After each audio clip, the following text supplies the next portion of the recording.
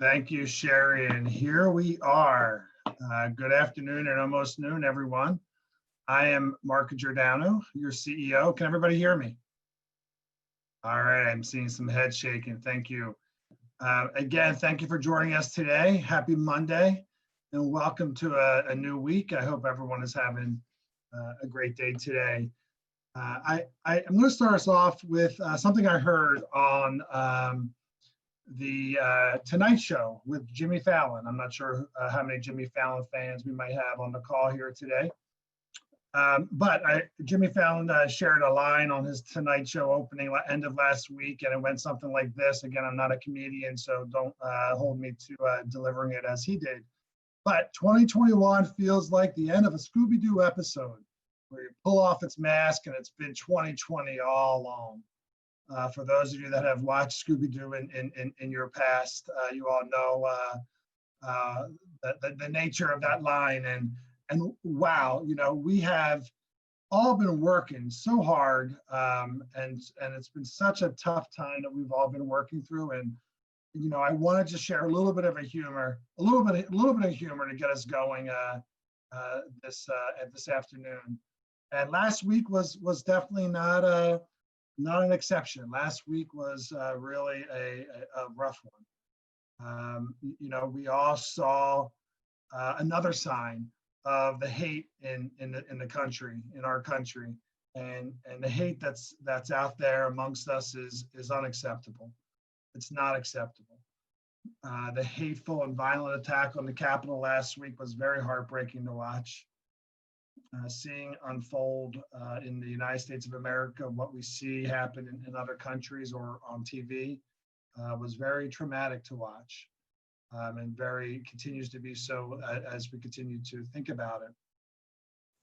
And also acknowledging the noticeable difference in the presence of law enforcement at the riot last week as compared to the protest was absolutely numbing. The events of last week are a reminder that while we flip the calendar to 2021, the problems of our country, the hate, the systemic racism, as well as the pandemic, will not be resolved by any one act. It will take many acts and many of us working together to overcome these challenges and work towards a better new normal, because striving to go back to where we were is actually probably not the right path. At RHD, we have the opportunity to have an impact. It starts with how we work with each other. And as I think we would all share, being employees of RHD, that hate has no place here at RHD. It's not tolerated at RHD. We respect the dignity and worth of everyone. We believe that each of us are of equal human worth, and we value diversity. Last week, I shared some thoughts in an email that I'm hopeful that most read, but knowing that some might not have had a chance to, I felt that some of the thoughts I shared last week were deserving of being repeated.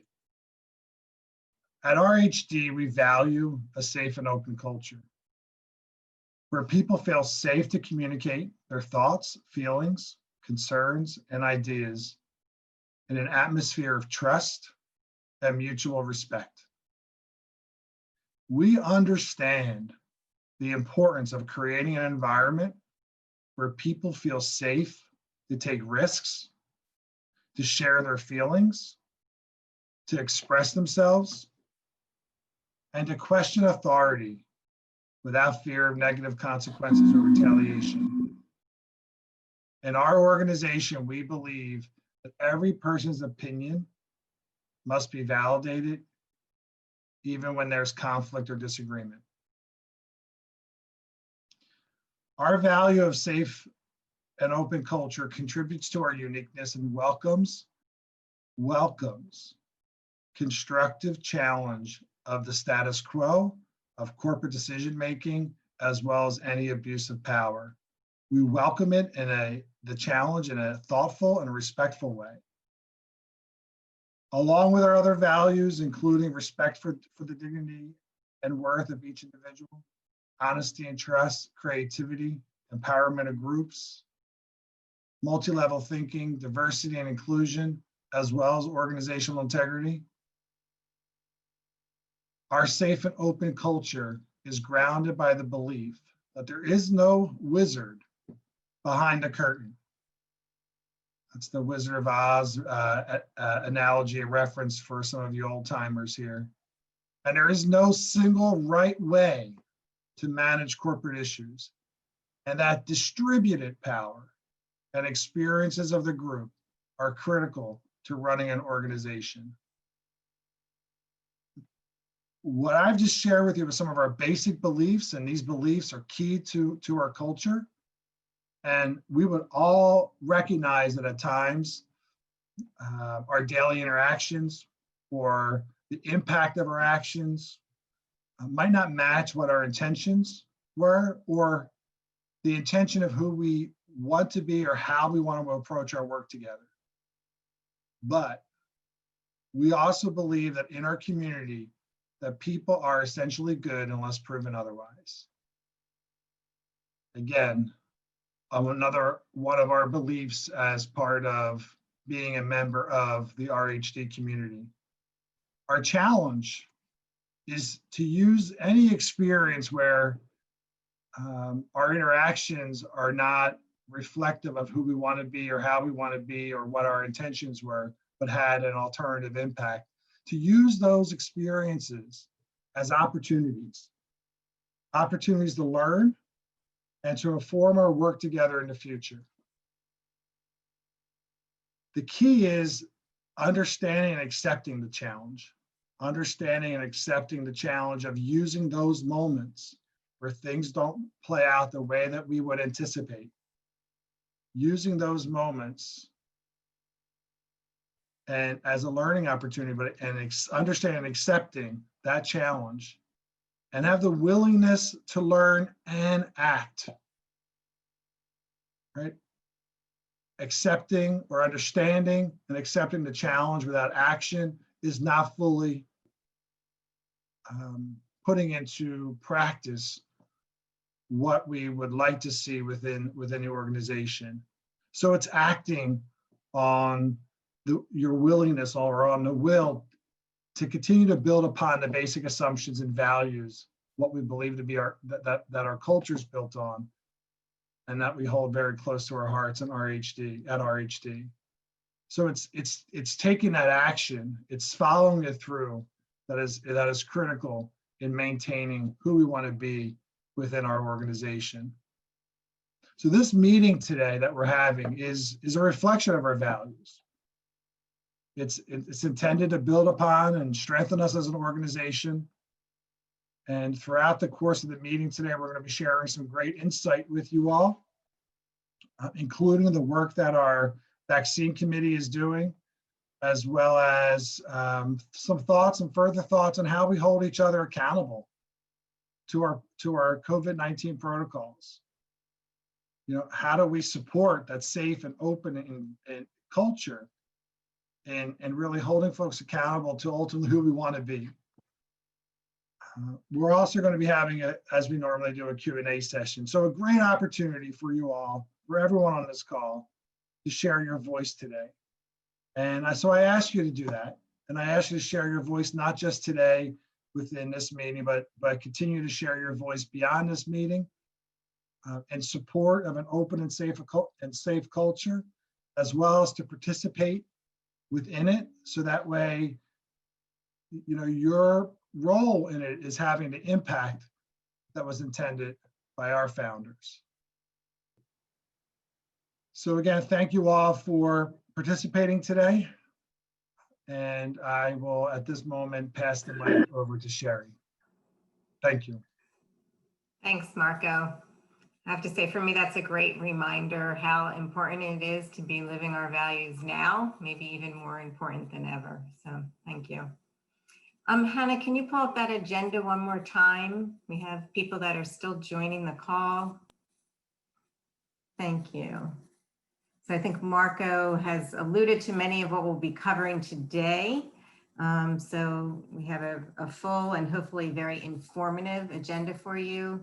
And then, of course, we always want to encourage you to submit your questions through all these vehicles, your voice, the COVID-19 mailbox, the Zoom chat, and the raise hand. I want to thank folks who have already sent some of your desires for the music as you enter. Keep those coming. We will create a playlist with those. And I'm just going to do one plug for Christy here that on Wednesday is a lunch and learn on nutrition. So that's at 1 p.m. Eastern, 12 p.m. Central. Sherry, can I do a couple more before we keep going? Because I've been inundating everybody with wellness opportunities this morning. So let me start and say sorry, but I didn't want the day to go by without everybody knowing that there are so many opportunities that will loop back around. But besides the lunch and learn on that, with the dietitian on Wednesday, we also have our regular stress and mindfulness series on Tuesday. And then I also forwarded the yoga, Zumba, kickboxing. So you got lots of emails from me today. Maybe don't look at them today, but check them out during the week. There's lots of good stuff going on. And again, call me for any ideas. I'll join meetings. Just reach out and we'll see what we can do. 2021 is not for resolutions, it's for intentions. I have so many good intentions and I'm hopeful, and give me a call. Let's talk about your ideas. Sorry, Sherry. No problem. Thank you so much, Christy. So let me turn it over now to Bernie, who is going to kick us off with an update on the vaccine committee. Thank you, Sherry. Good morning and afternoon, everyone. Like Sherry said, I've got some information on our vaccine committee, but I want to let you know that the vaccine committee we have great representation. Sheena McClinton is the project manager. Sandy Cox-Scales and myself are assisting her, and we have folks from every state in which RHD provides services, and even more than that, where we've broken it down to many of the counties and to many counties where we provide more than one kind of service. We have representatives from all the levels of services that we're providing, because the vaccine and how it is rolled out and how our staff are defined in terms of essential workers and other things, it really significantly varies. So I wanted to make sure everyone knew that we have great representation on the vaccine committee. We had our first meeting on last Thursday. We'll be meeting on a regular basis. We have a small core committee that's going to meet one week, and then the whole committee meeting the next week. The goal of the committee really is to collect and compile information by state, by county when appropriate, by service line when appropriate, and then to compile that in an organized manner and share that out with everyone. Because I know we're all getting bombarded with information from many different sources. So we're looking to really compile the information and be able to share it out with everyone. Again, by location, by state, county, region, by service line when appropriate, and also by partners that we have. One of the really good points that was made in the first vaccine committee was that in many of our areas, we have relationships with hospitals and with pharmacies.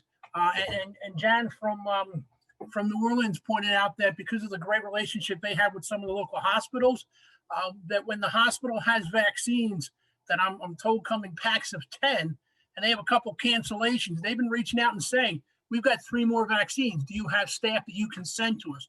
Which I think is a fantastic idea. And I want to encourage everyone that has relationships with the Walgreens, the CVSs, and the hospitals and clinics in your area to try to foster that relationship as much as possible.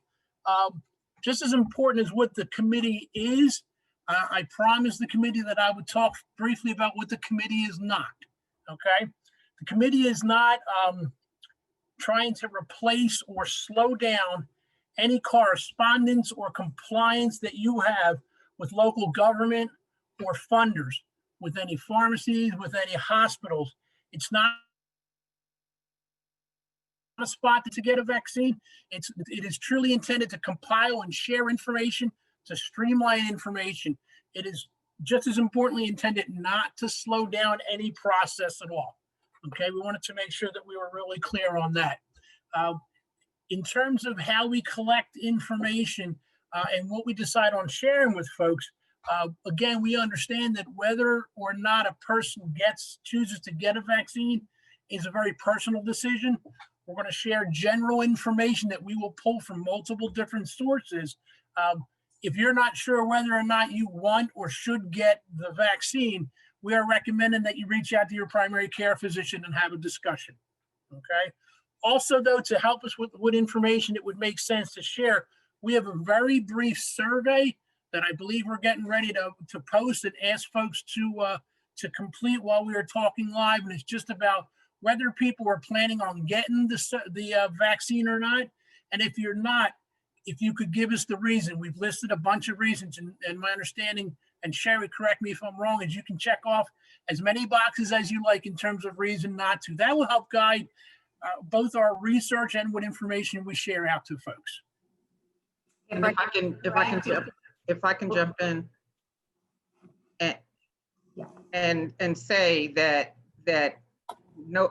this is not a mandated situation. RHD is not mandating anyone to get the vaccine. It is completely up to your choice.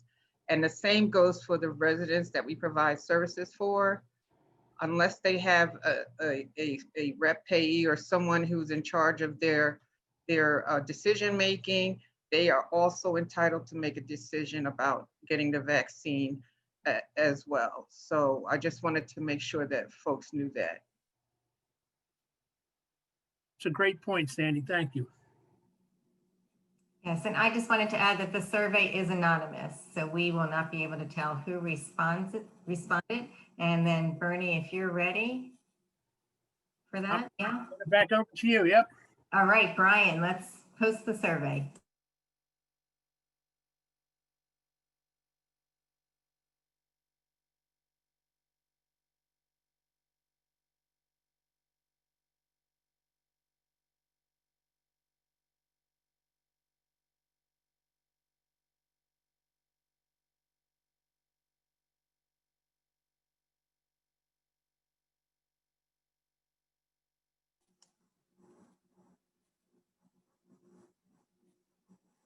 All right, and looks like we got a good response. Brian, do you want to share those results?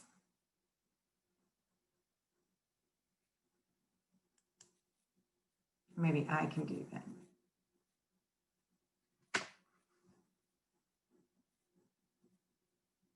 All right, and let's go to question 2.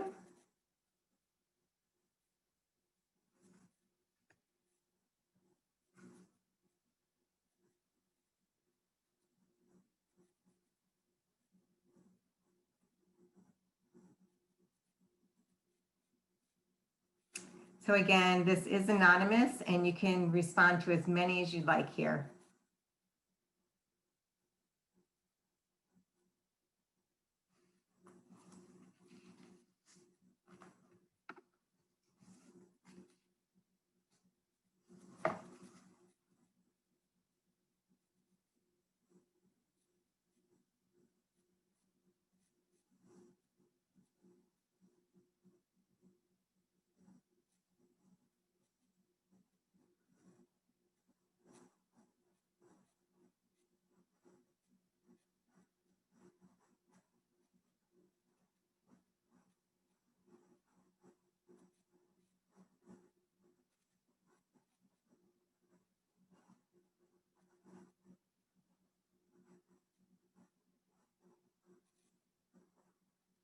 All right, and I think we can close the survey now, Brian.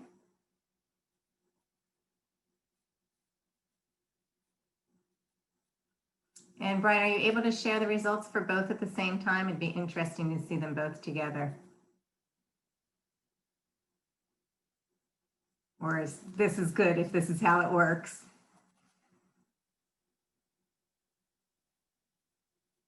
Very interesting. So thank you everyone for taking the time to do that. And Bernie, I'm going to send it back to you, either comments, but also you're next up around reporting protocols. I also want to see if Sheena has anything to add Sheena, are you on the call?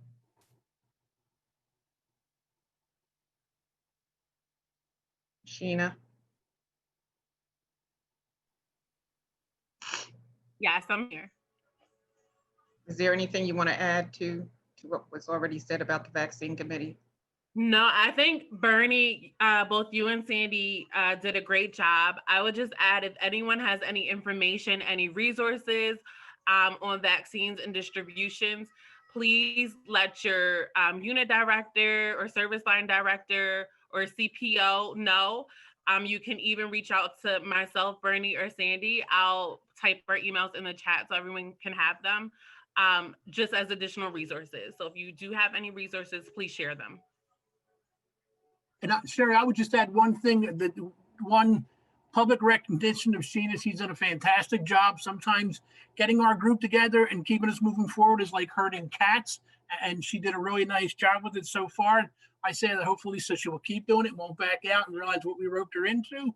And the second thing is, when I looked at question number 2, there were a large number of folks that said that they were not planning on getting it, and their reason was not covered. If folks are interested either in person or anonymously sharing that information with us, it will help us gather and share information out, and we appreciate that. And again, you can go through, you know, you can share it anonymously with us. Okay. Sherry, who am I turning it over to? So unless I misunderstood, Bernie, I thought you were also talking through the reporting protocols. Did I get that incorrect? Okay, so we'll just keep moving and we'll pass it on to Brian, and he can give us the update on the COVID-19 numbers. Good afternoon, everyone. Thank you, Sherry. So currently we have received a total of 2,045 reports since March. Of those reports, we've seen 591 confirmed cases, 935 negative cases, 98 suspected cases, and 420 possible exposures. So what I'm going to do, as we've been doing each week, is I'm going to share my screen so we can look at the bar graph together of the data that we've collected since the beginning of March. So what you're looking at here is the bar graph. To the far right, at least my far right on the screen, you're going to see the most recent one. So you're going to see from we've been really looking at the end of October as far as our most recent surge, and then coming up to where we are now, the last week ending 1/9/21. So what are we seeing here? We're actually seeing that we saw some slowdown in reporting around Christmas and New Year's. You know, relatively speaking, we did see a bit of a dip in that area. This can likely be attributed to the holiday itself, PTO time. You know, fewer people are in the office, which would then logically lead to fewer exposures. So, but just so that everybody knows, as far as the reporting goes, if we do get a report, you know, from that time frame, so between Christmas and New Year's, you know, we do pull that data into the correct week. So if we get a late report, it does get pulled into there for, you know, making sure that we properly track all the data that we're receiving. So then, you know, you're going to be able to see on here is that since about New Year's, we've seen a steady increase in the number of reports. You know, things are kind of getting back to normal. People are getting back to, you know, the business at hand, getting back to work after the holidays. So you're seeing that surge going along the way. Also, what we've been seeing as far as the reports, some of the information that we receive on the reports is that, you know, during that time period of, you know, Christmas, New Year's, we're seeing people putting on there that they have had COVID exposures that were linked to either travel and or, you know, family type gatherings around the holidays. So, you know, which is some of the things that some of the professionals were, you know, the epidemiologists were really, you know, warning about, is those, you know, particular types of exposures and gatherings. So, you know, we did see some of that. So I also just want to give a national perspective as well. You know, we're kind of deep into the pandemic now. And so according to Johns Hopkins University, as of today, more than 22.4 million confirmed COVID cases have been reported and over 374,000 deaths. So that is really where we stand right now. And, you know, that really just kind of again, gives us the impetus to just remain vigilant and to make sure that we're following our protocols and the CDC guidelines as far as keeping ourselves safe, mask wearing, social distancing, things like that we talk about in every town hall. So Sherry, that is really my summary as it stands today. So I think I am turning this over to Lori Bartol, I believe. So actually, we're going to take a little pause and taking a pause. Yeah, well, Okay. we're going to go back to Bernie, and actually, I think this timing probably even works better, Bernie. Okay. After those numbers that Brian just gave us. And Sherry, I thank you, and I would love to say I planned it that way, but let's be honest, I just had a senior moment, and I thank Linda for jogging my memory. I did tell the group that I would speak briefly about, part of the purpose of the town hall meeting is so we can hear feedback from folks and respond to it. We've had recurring questions both through email, through chat, and through the town hall meetings about what should I do if I witness someone who is not wearing a mask or not following the COVID protocols. So that we have been working on an email memo that will be coming out hopefully in the next couple of days that addresses that lists what folks should do, that reinforces how important, as Brian just said, the COVID protocols are, that reinforces why we put so much time and energy into having a weekly meeting and updating the COVID protocols on a regular basis, and that make recommendations to staff as to how they should handle that situation, whether it is a peer of mine, whether it is my immediate supervisor, or whether it is Marco not following protocol. And there was also a question that some folks, if it's my immediate supervisor, maybe I don't know right offhand who their immediate supervisor is. So when we send out the memo guiding the steps of how we would recommend you respond to that, there will also be attached some brief tables of organization that list each program and the service line or regional or state director that they report to, and then the CPOs that they report to. So everyone will know if I see someone and I'm not comfortable addressing with that person, to whom I should address it. Again, apologize. It'll also be attached some email addresses and phone numbers. Correct. Yeah, contact information. Thank you, Sandy. Contact info. Yep. Great. Thank you, Bernie. Appreciate you jumping back in there. Yeah, thanks for the second chance. Absolutely. So it's always nice when we can have somebody from the field share with us today some of the things that are happening in their programs, some of the innovations. So we do have Lori Bartell. I think I see her there, and she's going to share a bit about what's happening at CCW. Lori. Thanks, Sherry. Hi, everybody. So I'm going to talk about CCW and what we've been doing, and hopefully also bring a little positivity into the week here. CCW went completely remote in March. Really early on in the pandemic, we closed down. We very quickly built a remote platform. We did reopen for a very brief, I think 4 weeks here in the fall, and then shut back down again. So we're back on remote again. We're at about 60% capacity, still working with all of our people, and it's been going really well. The remote work that we're doing, we've just seen so much positivity come out of it. With a lot of our individuals, we've seen much faster development in their artwork, as well as in their interactions with their teachers, in some cases in their communication and in their ability to express themselves, a greater level of productivity in a lot of people, and a surprising adaptability to tech. And we didn't know how it was going to go for people in the beginning. And we thought, how are we going to keep people with intellectual disabilities on a screen for extended periods of time? And we've now actually just expanded the services even more. And we have people who are on all day, in some cases 4 or 5 days a week. And it's just going great. And the level of skill that people have developed has been incredible. So I'm going to talk just briefly about just a couple specific things that we're doing and some examples of some of the stuff we're doing. So we did supply everybody with, equipment. We used our COVID money to get equipment out to people and get individualized supplies to everybody. We found one of the best ways to work remotely was to give people gaming headphones that have built-in microphones, and that has been super helpful. And then we did pretty much a personalized service as well as group services for people.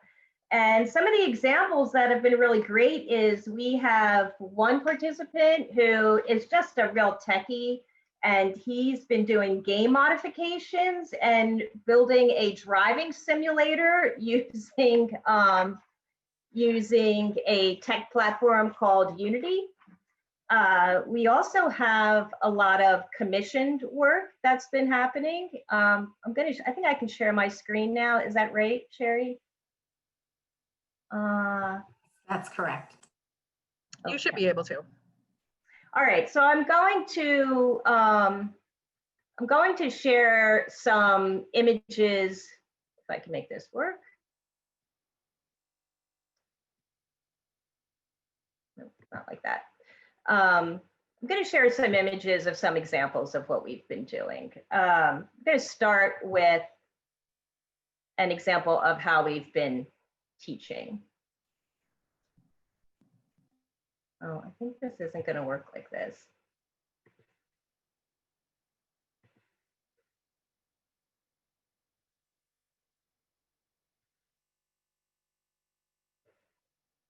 Okay.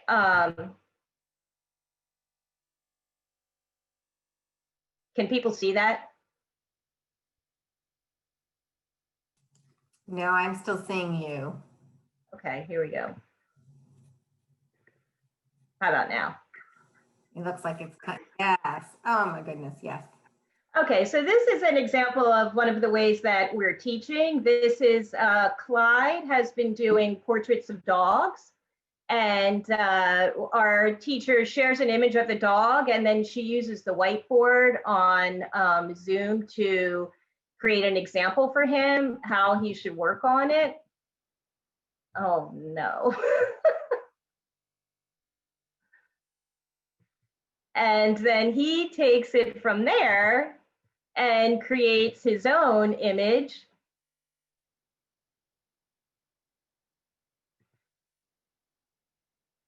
And then here's some examples of some of his dog drawings. So that's Clyde's. So we're still not seeing anything. Oh.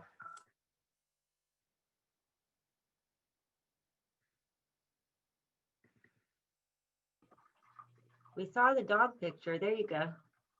All right. So that's a picture. That's an example of Clyde's. Do you see the picture now? All right. Yes. I don't know if you can make it bigger. And while you're figuring that, we already have a question. If people can get these commissioned, and I know I'm already wondering that myself.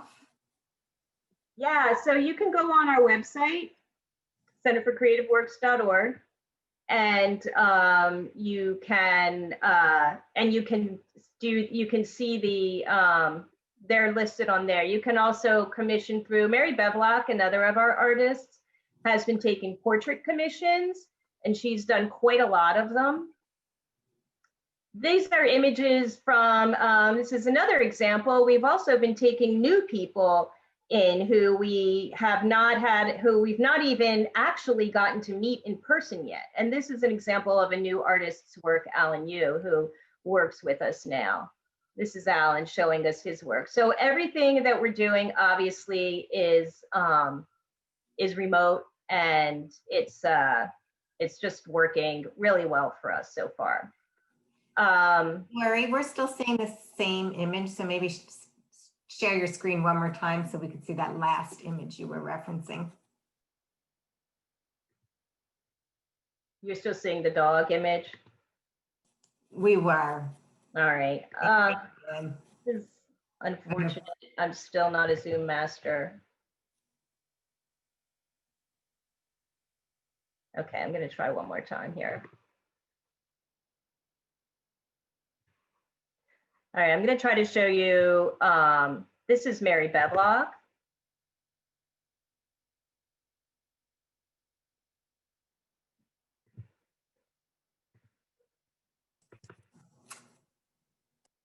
Do you see that image? We do, yes, fantastic. Okay, so these are portraits. These are Mary's portraits.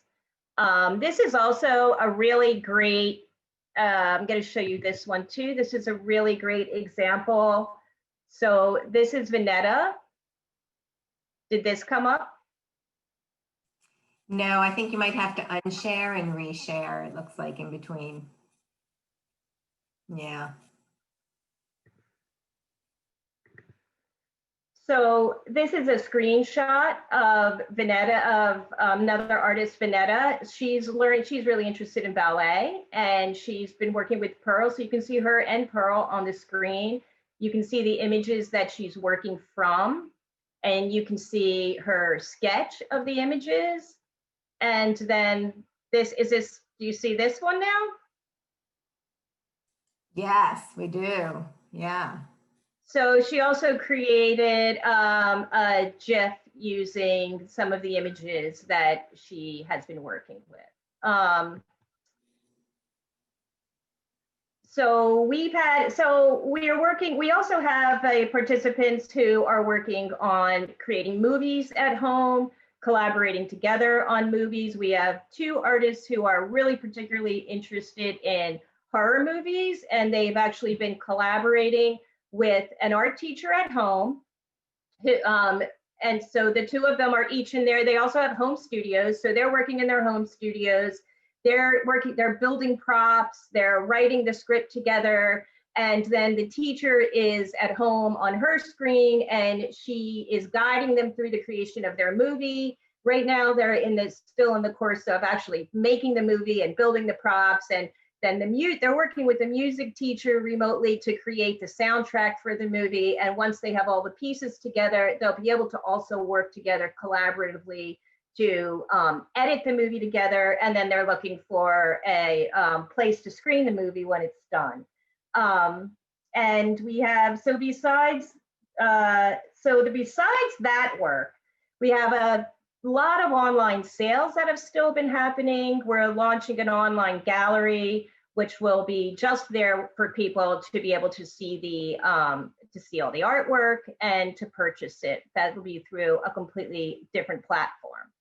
And then one of the really interesting things we have happening right now is our Teacher Corps program, which is something that we also continued to do remotely and actually expanded in a really wonderful way. The Teacher Corps is a program which, here's a screenshot from Teacher Corps. So the Teacher Corps is a program which puts some of our artist participants into teaching roles in the community. So Sharina, who's in the top right corner, is the woodshop teacher, and this is really her program. She created it, and she's the genius behind it. Paige is sitting next to her, is one of a CCW artists, and what Sharina has done now remotely has actually created a platform where people can sign up at home and register to take a Teacher Corps class. So what you're looking at here is a Teacher Corps class in session. So these are kids in their respective homes who have registered to take this multi-session class with us. And the class is led by Ron and Paige, and Sharina assists them in leading the class. We provide materials to the kids. They pay a fee to join the class, and then we provide their materials, and we have a multi-session class with them that works them through a specific project. And Paige and Ron lead the project and teach the whole class from beginning to end, as well as organize it. So Zoom has been a great platform for us for that too. And that's going fantastic. And the very last thing I do want to share with everybody, because it's just so wonderful is another teacher is working on a project where she has been filming some of our participants interviewing each other. So just to end my part of this presentation, I want to show you this clip of one of the interviews because it really is fantastic. So, right, I'm going to put that on. I'm only going to play a couple minutes of it and then I'll cut it off. Hi everybody. Welcome to Zoom. Let's go, Mr. Just go first. I'll go take it over.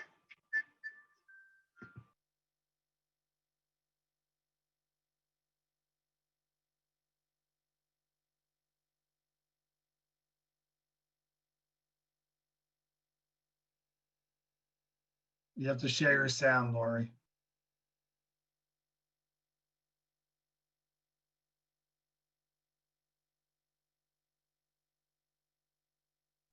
Hey, Lori, you're gonna have to stop sharing.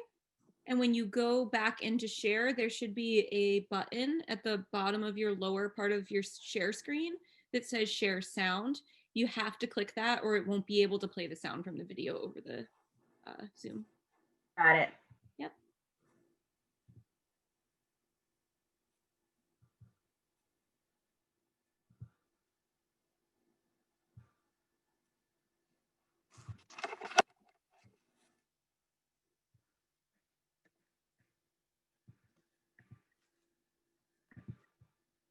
Oh no, it won't play.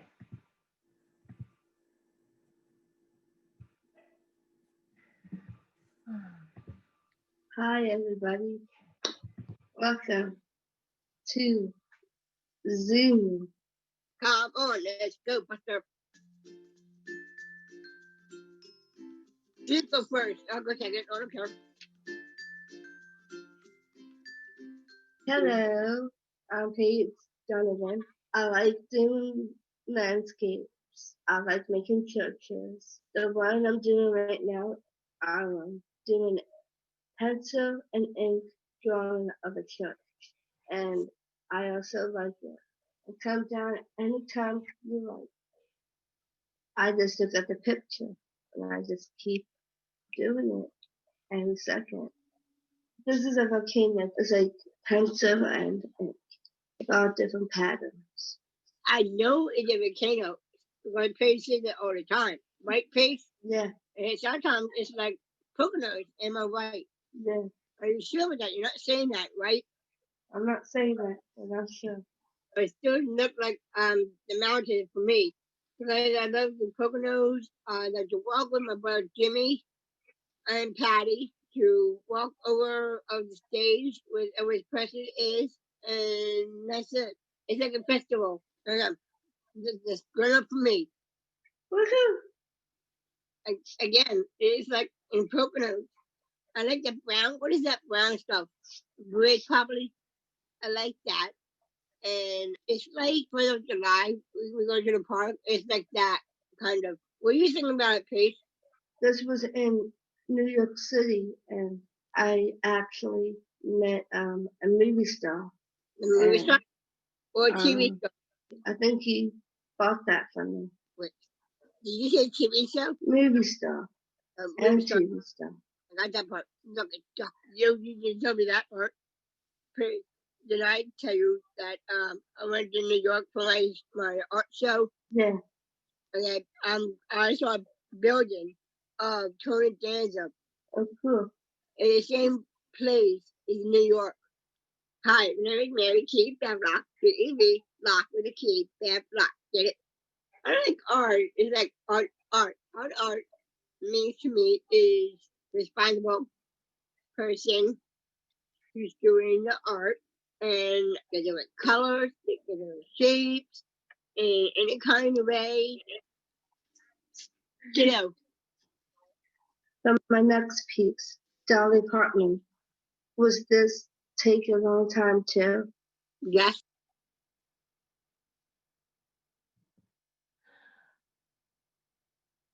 Okay. Lori, thank you. Okay, thank you. Hey, Sherry, before we move on, Lori, I gotta say, such awesome work that you and your team are doing there at CCW.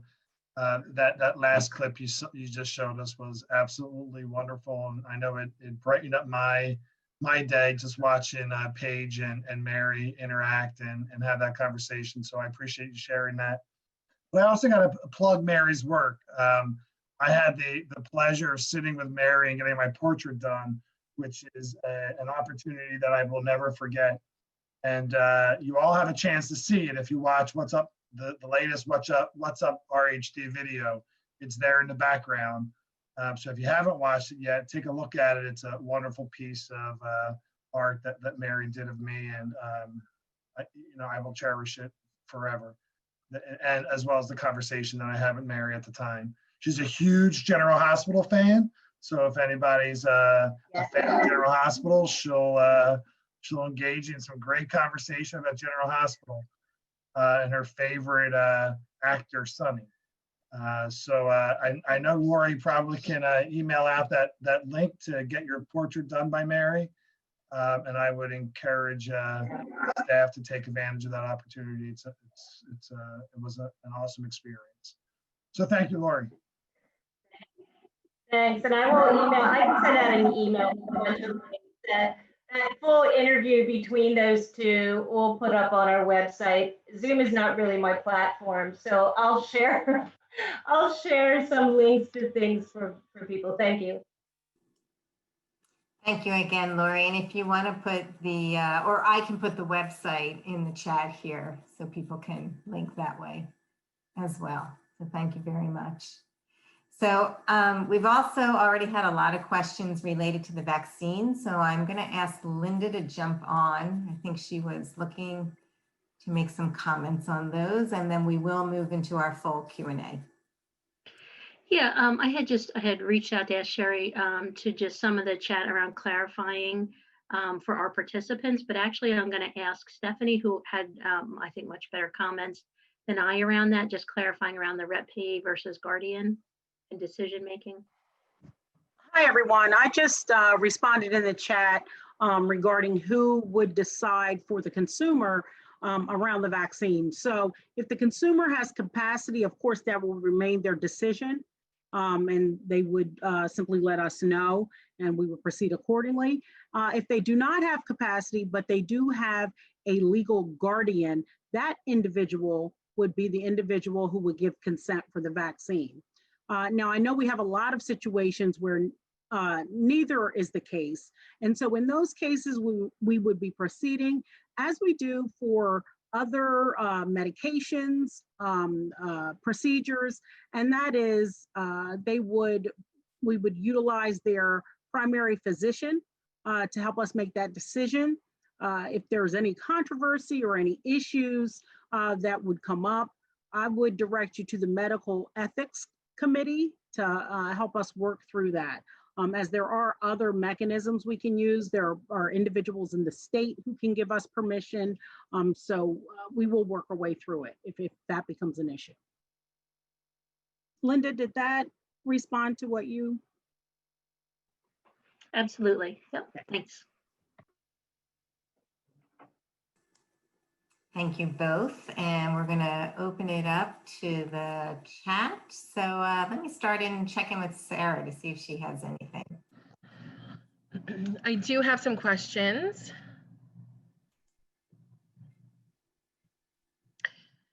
Okay. Sorry, I get them all ready and then it's time and I don't know. Is anything being done to increase sick time accrual rates right now while folks are needing more sick time? Perhaps something for someone in HR? Hi, everyone. This is Alicia. So the PTO plans for 2021 were just completed by program directors and entered into Lawson as of December. So you should check in Lawson to find out for your specific program or area what your PTO accrual will be for 2021. Some have increased in light of varying factors, COVID being one factor, but many other factors. Not a way to answer that question consistently across the corporation, because again, just as a reminder, everybody, most people already realize that your specific program and or department, your shared services, will have its own PTO plan. So again, some have increased. We did have an influx of donated PTO time, and not to steal Baroness's thunder, that time is still available for the PTO donation bank that is available for people to access should you exhaust your available vacation and or sick time. So that's still available for everyone to be able to access and apply for.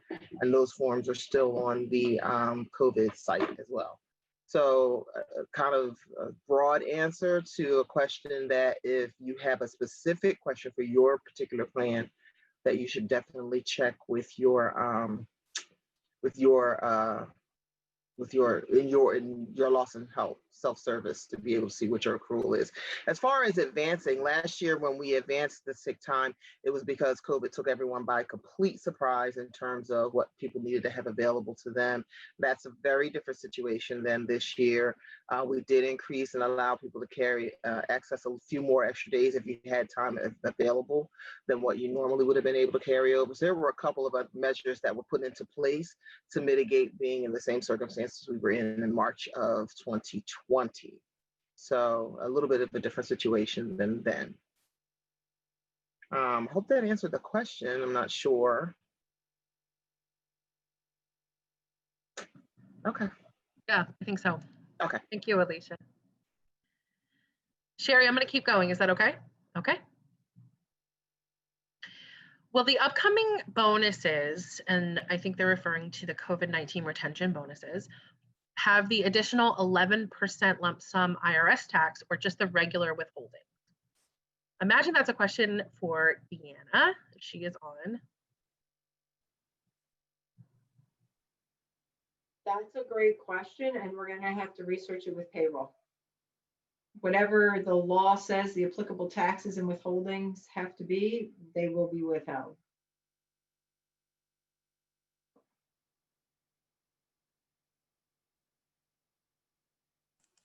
So I will make a note of, that'll be something we can update next week, unless there's anyone on from payroll that can answer that question now.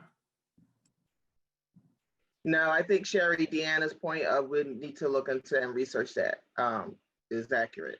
I think that's the response that she's given it is accurate. Okay, so I'll capture that. Thank you. Sarah? Yep. If someone gets COVID, who needs to know in the company? Does workers' comp need to know? So I guess people are asking for some steps on what to do if you get COVID.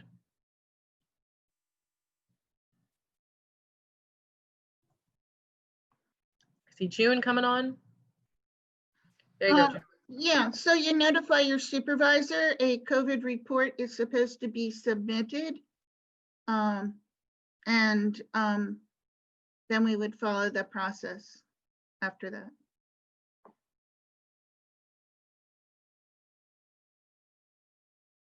It does get calculated for anybody who is, working with a COVID client. We keep a whole spreadsheet on that.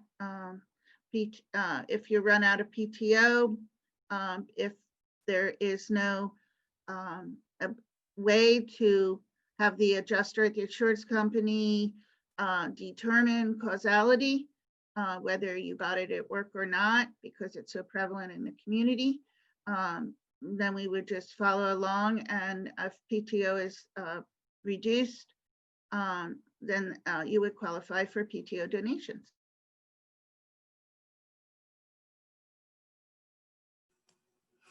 And June, this is something they can find on the COVID website, right? That information if they want to review it again. Is that correct?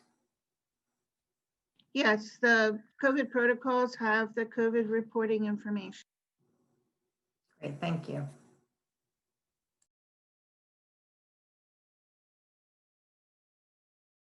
I can do a couple more. So this person, I think, may have misunderstood some of the vaccine conversation. They asked, if you miss getting the vaccine, when will there be another opportunity? So maybe someone from the vaccine committee can clarify that a little bit.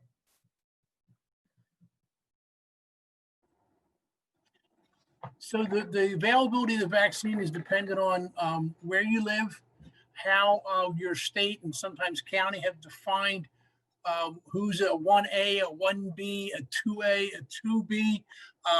The vaccine committee is collecting and disseminating information. If you have questions about right now whether or not it's available in your immediate region, I guess we would recommend reaching out to either your primary care physician or the pharmacy if you have any relationship with the local pharmacy.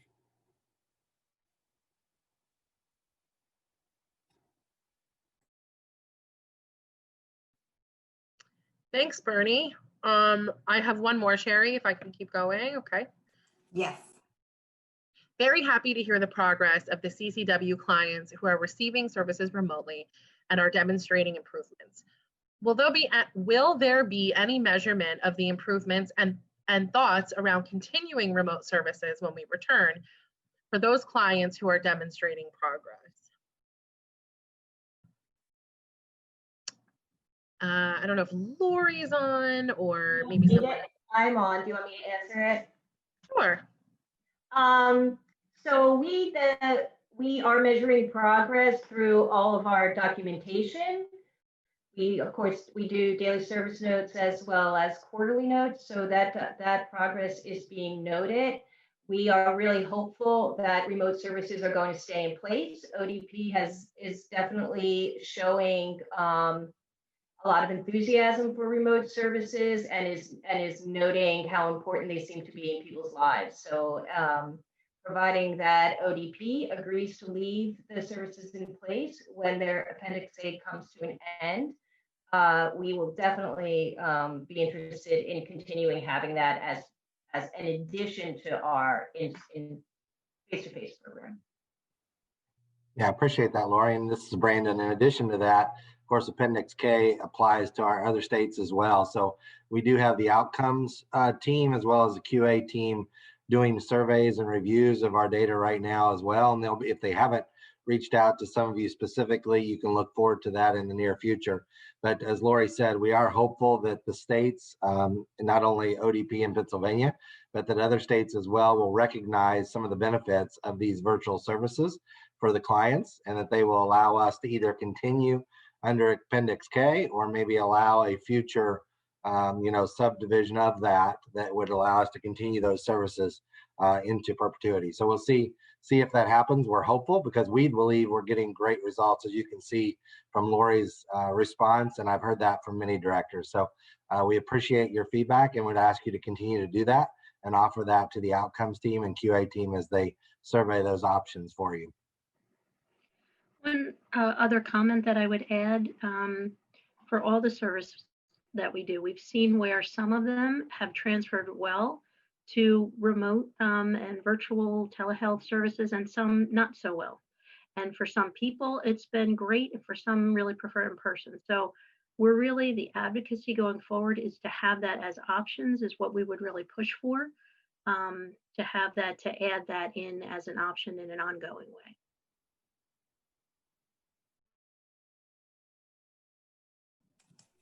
All right. Thank you.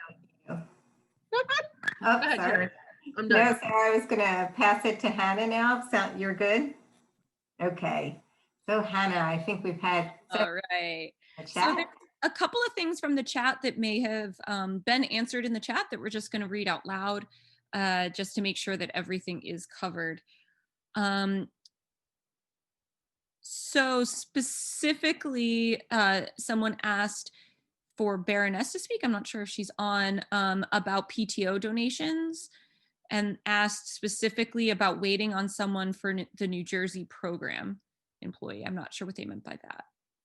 June, I think you might have asked that question. Do you want to clarify? Hannah, I'm on. This is Baroness, and I'm on. And I saw I have an email, and I also saw the request. So I will reach out to whoever asked the question. Thank you. Outside of this group. Thank you. Great. Someone also asked about rep payees. So some individual mentioned that before. I think we did clear that up. If anyone still has a question about that, feel free to ask it again if that wasn't cleared up, because it was answered a couple of times. And then when do we get hazard pay? Sure, somebody could speak on that. I can answer. I'll answer.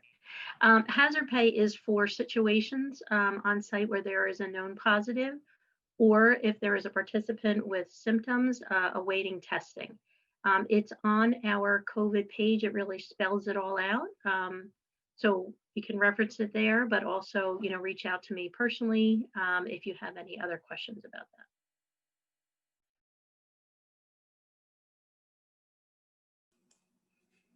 Great, thank you, Linda. And Sherry, I am all set on questions for now. All right, thank you. I'll check back in with Sarah one more time. No more for me. Okay, so Marco, I'm going to pass it over to you for some closing remarks. Thanks, Sherry. I want to thank everyone for your time this afternoon and your participation. A lot of great questions. Hopefully everyone's leaving with some great insight. A lot more unanswered questions, particularly around the vaccine, that I know will continue to come our way and continue to flow down to all of you through our committee. But in the meantime, I think it's important to continue to contribute and participate in what we are doing together. And ask the questions that you have, hopefully connect with the individuals that can get you the answers in the most direct way in order for you to understand where we are and what we're doing. I would also ask you to be on the lookout this week. We are going to introduce a new RHD COVID-19 website that took all of the information that is available out there for all of you. And organized it hopefully in a better way, considering that we've been engaged in this effort for a good 10 months. So hopefully you will experience that as such. And obviously, once you experience that website, if you have any questions, don't hesitate to bring them to this meeting or reach out through the various mechanisms that we have offered. So I'm going to leave you today with just a reminder that as we all begin to evaluate the vaccine, decide whether or not we're going to, request the vaccine or seek out the vaccine. And as those of us in our services that will begin to receive the vaccine, that we still need to follow our protocols at the same time. Vaccine does not eliminate the need to follow our protocols. We need to continue to follow our 4, I apologize, I don't have a 5th one, 4 W's. Wash your hands, wear a mask, watch your distance, and wait on gatherings while we're also, and the rest of the country is also beginning to receive the vaccine. So with that, I will leave you all. We will leave you all today with those thoughts. And I thank you all for joining us, and have a great rest of your day. Thank you.